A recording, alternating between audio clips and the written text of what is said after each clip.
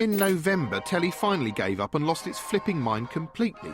It seems at some point a bunch of TV types held a meeting at which they tried to work out who was the one person in Britain you could execute on TV without upsetting everyone. They decided on Gary Glitter, and the result was a show called The Execution of Gary Glitter, a drama doc which constructed a complex moral maze from a serious issue, then drove a bus full of squawking clowns through the middle of it.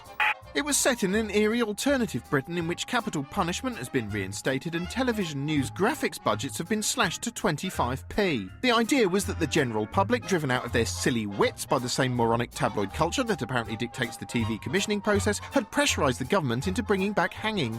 Kill the paedophiles in it. Oh, look, she's made a sign. That's adorable. Anyway, for the purposes of the story, the noose isn't just for murderers, but paedophiles too, which is good news for rope manufacturers and bad news for disgraced glam rockers. Yes, because the first test case just happened to involve PC World's most notorious customer, the Glitterphile, sporting his 21st century evil Santa look. To make it all seem vaguely more plausible than, say, the film Pete's Dragon, the whole thing was dotted with talking head interviews with people you hate and one you previously respected, in which they discussed events as though they had actually happened. I think I expected to see a shuffling old man, and actually he came in quite proud. Tastefully, it also bolstered its shaky sense of realism with a reconstructed interview in which an actress played a real Vietnamese child abuse victim. I'm surprised they didn't throw in a claymation reconstruction of the allegations themselves.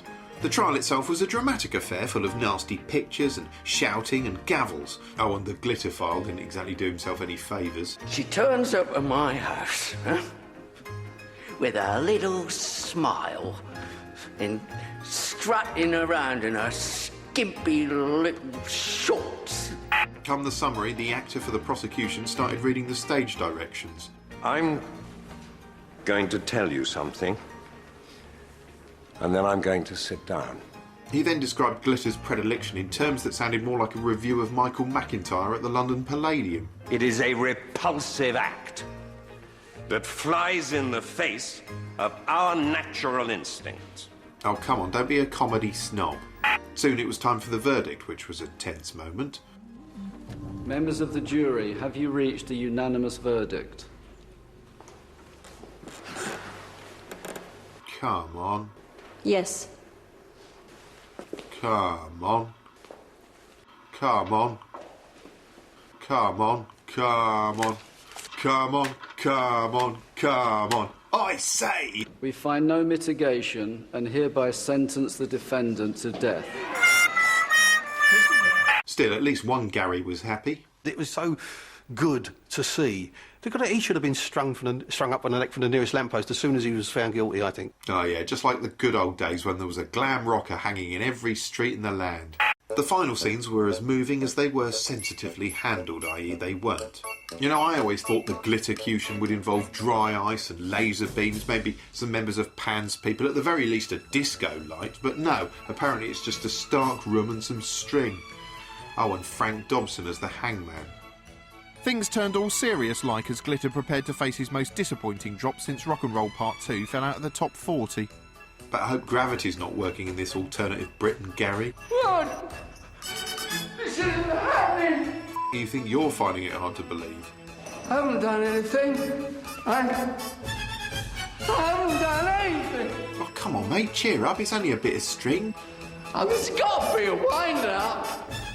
Stand clear. I'm an innocent man. I haven't done anything.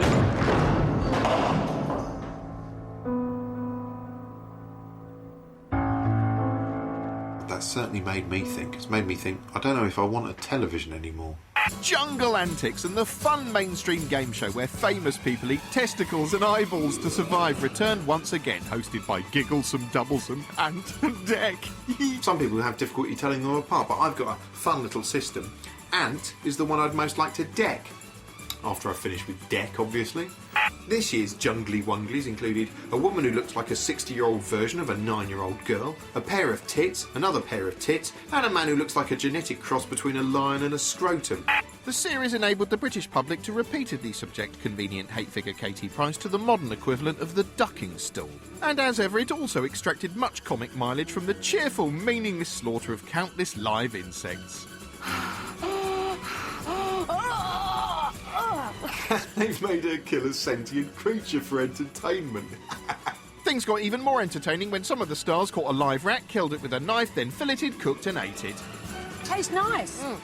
We'd just like to say no rats were harmed in the making of that footage. We'd like to, but we can't. We can't. Yeah, take that, Ratty. I'm sure everyone in the world found that an absolute laugh riot. ITV has been forced to apologise for the killing of a rat on I'm a Celebrity, Get Me Out of Here. Yes, as informative beacon of Clarity 5 News soberly pointed out, the producers were in trouble for not consulting the RSPCA before the rat's death, leaving Gino and Stuart facing court. You know, if this goes to trial, they could end up being fined as much as 4, maybe 5 stars for Ken.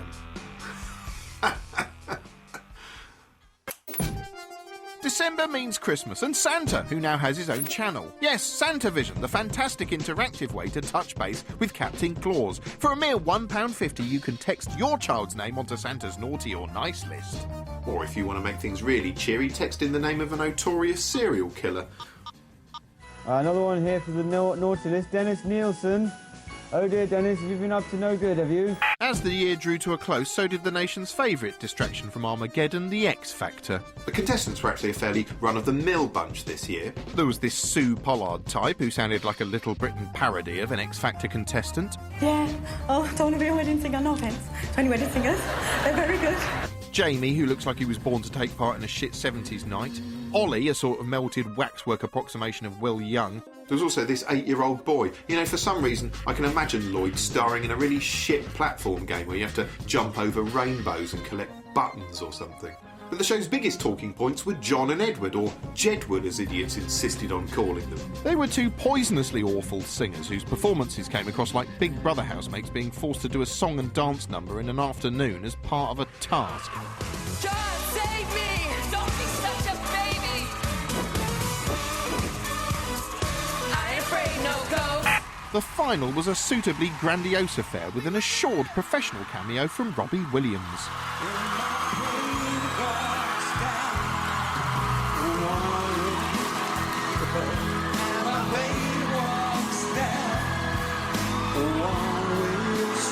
Yeah, thanks for fluffing your lines, Robbie. That's my chances. We also got to see Paul McCartney do his level best to destroy the last 40 years of musical history.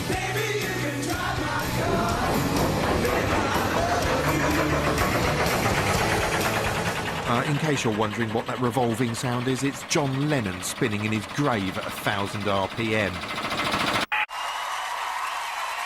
Christ, I haven't heard that much hysterical screaming since the exciting airport level in Modern Warfare 2.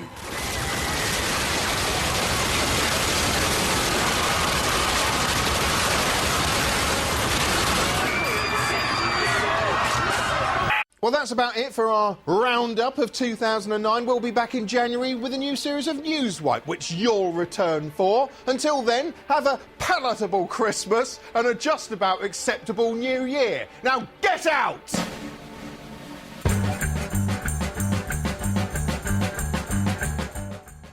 Next week here on BBC 4, princesses, Easter eggs and end-of-level bad guys. Charlie Brooker leads us through the levels and ladders of the gaming world. Gameswipe is next Wednesday at 11:30.